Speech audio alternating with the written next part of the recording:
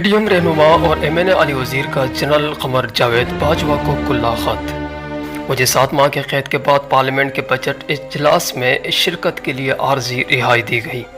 इस दौरान मुझे सोशल मीडिया के ज़रिए मालूम हुआ कि आपने मुबैना तौर पर गुज़िश्ता दिनों पार्लियामेंट के अरकान को कौमी सलामती इजलास पर इन कैमरा ब्रीफिंग के दौरान कहा है कि अगर मैं आपसे माफ़ी मांगूँ तो तब ही मुझे रिहाई मिलेगी। क्या ये आइन की कुल्लम कुल्ला खिलाफ वर्जी नहीं है कि आप एक ऐसे इदारे के सरबराह हैं जो कि सिर्फ एक हुकूमती वजारत का एक ज़ैली इदारा है और जिनको शहरियों के टैक्स और कौमी ख़जाने से तनख्वाह दी जाती है। वो न सिर्फ सियासी और अदालती मामलात में मुदाखलत करते हैं बल्कि पार्लियामेंट और अदलिया को भी कंट्रोल करते हैं और फैसलों पर असरअंदाज होते हैं।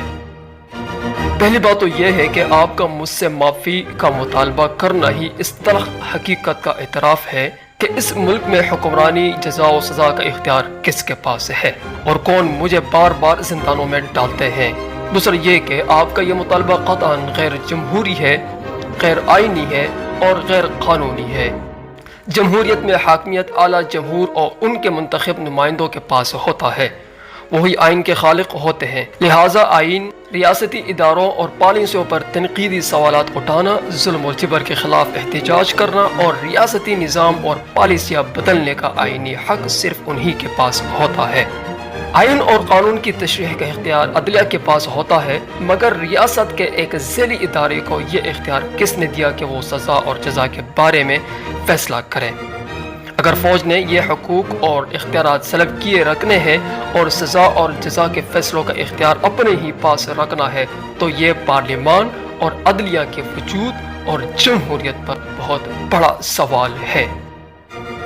रही यह बात कि मुजरिम कौन और गद्दार कौन, तो इस बारे में मैं अजीम इनकलाबी रहनुमा फिडेल कास्ट्रो का तारीख़ी कौल दोहराऊँगा कि तारीख़ मेरी सच्चाई साबित करेगी और तारीख़ ये भी फैसला करेगी कि इंसानियत के ख़िलाफ़ जराइम किसने किए, अपने हलफ की खिलाफ वर्जी किसने की और माफ़ी किसको मांगना चाहिए।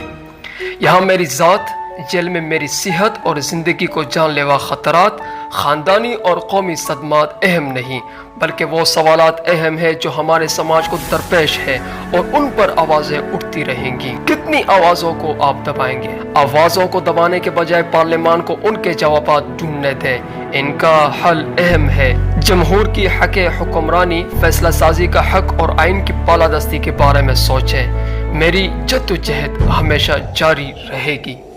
इनमें से एक अहम सवाल यह है कि पिछले 40 साल से जारी साम्राज्यी जंग से पूरा मुल्क तबाही के दहाने पे खड़ा है। इससे मुल्क को कैसे निकालना है, या जंग को ही खारिजा और दाखिला पॉलिसी के असास के तौर पर जारी रखना है। इस सवाल का जवाब अहम है क्योंकि ये पॉलिसी मुल्क में अवामी जमहूरी निज़ाम के क़याम में सबसे बड़ी रुकावट है। इसलिए आज तक मुल्क में महकूम कौमें, तलबा, मजदूर और किसान, ख़वातीन और ज़ेर अताब मज़ाहिब के लोग अपने हुकूक और अमन के लिए सड़कों पर सरापा एहतजाज है। न तालीम व इलाज, न रोज़गार और न रिहाइश का हक और न सनत साजी। जंग और शोरश ज़दा इलाकों के गरीब और मेहनत कश जवान गल्फ में गुलामी पर मजबूर है। गैर पैदावारी और जंगी अखराजात की वजह से बनने वाले बजट के खसारे पूरे करने के लिए पाकिस्तान साम्राज्यी कर्जों में मजीद धंसता जा रहा है। इंतहा का कौमी, तबकाती और सनफी जबर, पश्तून और बलोच कौमों की नस्ल कुशियाँ और जबरी गुमशुदगियाँ, सच और मफाहमत कमीशन का क़याम, मुल्क और ख़ास तौर पर पख्तूनख्वा में कबायली अजला को जंगबाज ग्रोहों और लैंड माइन से साफ करना, जंग ज़दा इलाकों में ज़िंदगी को मामूल पर लाना और IDPs को दोबारा बसाना और महकूम कौमों और मेहनत कश अवाम को उनके वसाइल लौटाना अहम सवालात है। क्योंकि आज मुसलसल जंग और वसाइल पर फ़ौजी और सिविल हुक्मरान तबके की कब्ज़ा गिरियत की वजह से मुल्क में अवामी जमहूरी रियासत तो क्या एक बुनियादी फलाही रियासत भी नहीं बन सकी है। अफगानिस्तान से अमरीकी फ़ौजी इनखला के बाद बगले बजाने के बजाय दरपेश गंभीर मसाइल के हल के बारे में सोचें। मुल्क में एक और सिविल वार शुरू होने को है।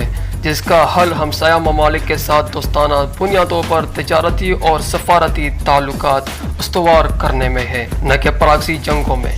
دوغلی خارجہ پالیسی ہی ملک کو مزید لے ڈوبے گی۔ خطے میں نئی معاشی اور اسٹریٹجک صف بندی اور امریکہ اور چین کے درمیان حالیہ رسے کشی میں پاکستان کے پھنس جانے، نیا عالمی میدان جنگ بن جانے اور نئے سر جنگ کے شروع ہونے سے پاکستان کو شدید مشکلات کا سامنا ہے۔